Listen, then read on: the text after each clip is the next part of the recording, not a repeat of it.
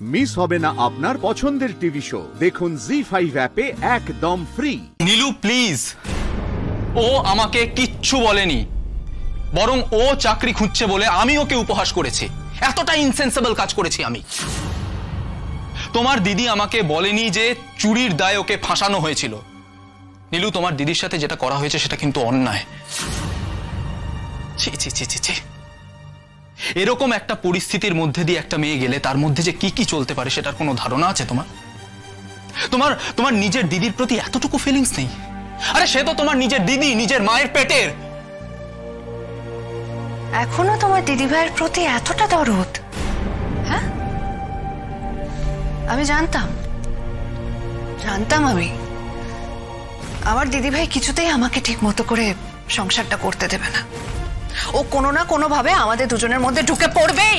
জানতাম আমি, কিছুতেই ও আমাকে শান্তিতে বাঁচতে দেবে না। শেষ করে দেবে সবকিছু শেষ করে দেবে। নীলু, তুমি ভুল ভাবছো। তোমার সংসার কেউ নষ্ট করেনি, কেউ তছনছ করছে না। তোমার সংসার তছনছ করার জন্য তুমি একাই যথেষ্ট। তুমি যেই সংসার করছো, কোথায় তোমার সংসার? কোনটা তোমার সংসার বলো? শুধু এই ঘরটুকুই তোমার সংসার? হ্যাঁ, এর বাইরে আমাদের বাড়ির কোনো মানুষের সাথে তুমি সঠিকভাবে মেলামেশা করো, কথা বলো?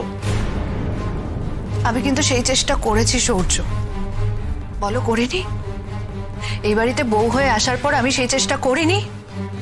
এই বাড়ির মানুষগুলোর মন জুগিয়ে চলার চেষ্টা করিনি? আমি করেছি আমি, কিন্তু তোমাদের কারোর মন পাইনি আমি, কারণ না। আর তুমি আমাকে দোষ দিচ্ছ যে আমি আমার সংসারটা ঠিক মতো করে করতে পারিনি। তোমরা সবাই যেমন দিদি ভাইকে এই বাড়ির বউ হিসেবে ভেবেছিলে বিয়ে করে ওই বাড়ির বউ হয়ে আসবে, তাই তোমাদের আমাকে এই বাড়ির বউ হিসেবে মানতে অসুবিধা হয়েছিল। আমার দিকটা একবার ভেবে দেখেছো? হ্যাঁ, এই বাড়ির বউ হয়ে আসার জন্য তো আমি তৈরি ছিলাম না। আমারও তো কারো সাহায্য প্রয়োজন ছিল সবার সঙ্গে মানিয়ে চলার জন্য। আমার থেকে তুমি কোনো সাহায্য পাওনি? পেয়েছি সাহায্য, আর তার জন্যই সংসারটা শুধুমাত্র এই ঘরটুকুর মধ্যেই থেকে গেছে। যেখানে সাহায্য পাইনি সেখানে সংসারটাও পৌঁছয়নি।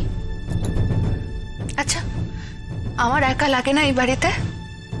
আমার মনে হয় না যে কেন এই বাড়ির মানুষজন আমার সঙ্গে ঠিক মতো কথা বলে না, কেন আমার সঙ্গে একটু বসে গল্প করে না?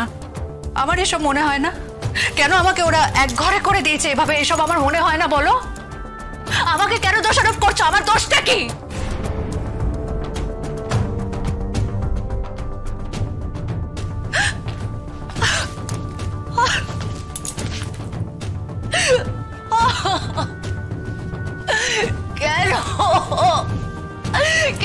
কেন তুই,